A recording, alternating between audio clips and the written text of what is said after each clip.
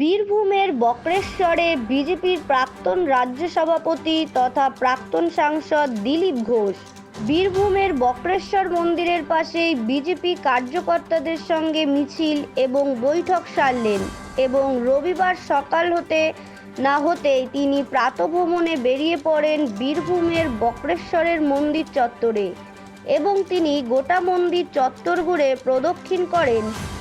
এছাড়াও তিনি বলেন, সারা বছরই উৎসব ও পুজোর দিনে এখানে বাড়তি ভিড় দেখা যায়। যদিও এই জেলায় তারাপীঠ অন্যতম দর্শনীয় স্থান, তবে বক্রেশ্বরও যথেষ্ট প্রসিদ্ধ।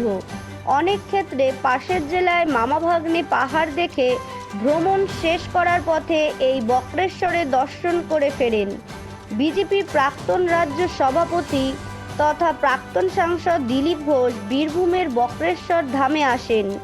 এছাড়াও তাঁতিপাড়া বাস স্ট্যান্ড এলাকায় চাই পে চর্চা করেন।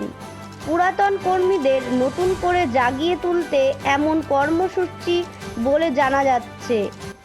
পবিত্র শ্রাবণ মাস শেষ হলো, সূর্য মাস শেষ হয়েছে, চন্দ্র মাস চলছে, আগামী সোমবার শেষ হবে। তার মধ্যে গতকাল মা মনসারও পুজো ছিল।